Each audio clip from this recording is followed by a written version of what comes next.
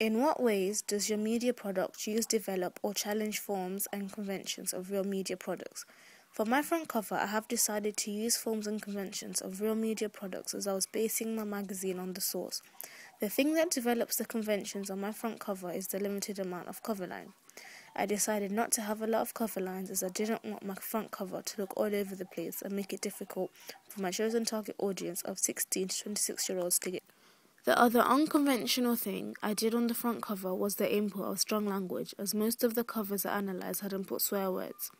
The reason why I decided to include strong language was because my chosen audience are familiar with the words and also because of the genre of my magazine, as most rap and hip-hop songs have strong language. For my masthead click, I thought I'd stay conventional and make it in a bold sans serif font, as most of the magazines I analysed had done so. The other reason why I went for the bold sans serif font is because of my chosen target audience and genre, hip-hop and indie rap, as I wanted them to feel comfortable and automatically know this is a magazine that isn't going to be serious. The main image is also very conventional, as I have the person being photographed looking directly at the audience. This is called direct address. However, the main image doesn't have a lot of mise-en-scene that suits my genre of hip-hop and indie rap, other than a black hood and Ray-Ban sunglasses.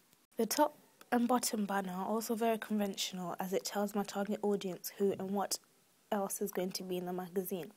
The house style is also conventional, as I stuck to 3 colours, purple, black and gold, as I thought these colours are more linked to hip-hop and rap. The placing of my price dates also uses conventions, as I placed them under the masthead.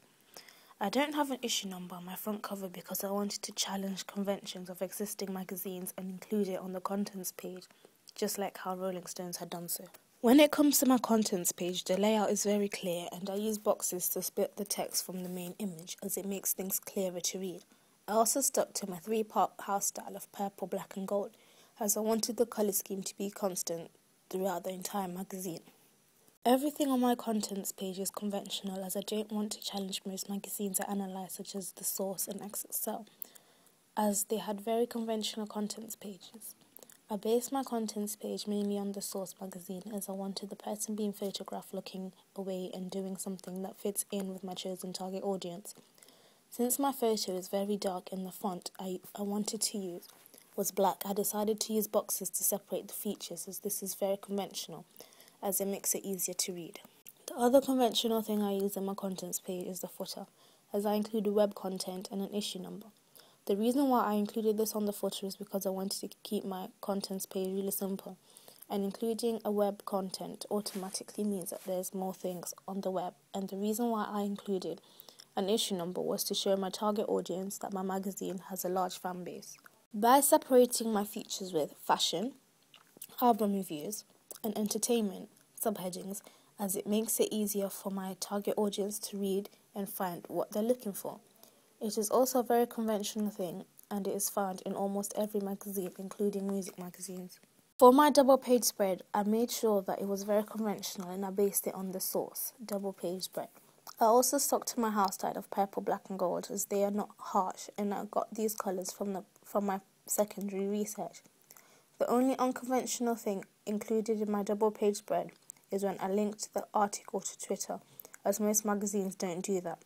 The reason why I wanted to include Twitter was because of the target audience I am wanting to attract. I wanted to make my double page spread simple, as I didn't want my target audience to get confused.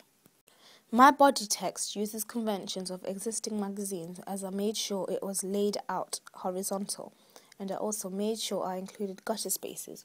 When looking at the image, I think it is unconventional, as most magazines don't duplicate the same person. The reason why I wanted to duplicate the image is because I wanted to create a witty caption, as most of the magazines I analysed used witty captions to engage the reader. I included another image on the bottom right corner, as the brief said that my magazine had to have 4 original images, and I wanted to show T-Steez posing in a stereotypical rap pose. I also made a link to the internet, as I know my target audience are teenagers aged 16 to 26, and that they are very into technology.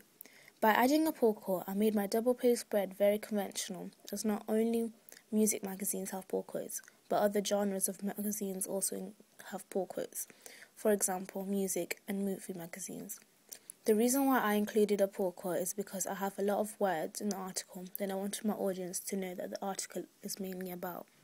Throughout my 3 pages, the convention that I used a lot was the use of typography, as most magazines tend to use 3 different fonts on each page. However, I used the same font throughout the whole magazine. Sticking to the 3-part house style is also another convention I used, as most magazines have different house style colours, and I stuck to the same colours of purple, black and gold, which I think fit in with my genre, and I know my target audience will agree with it, as I got the 3 colours from my secondary research.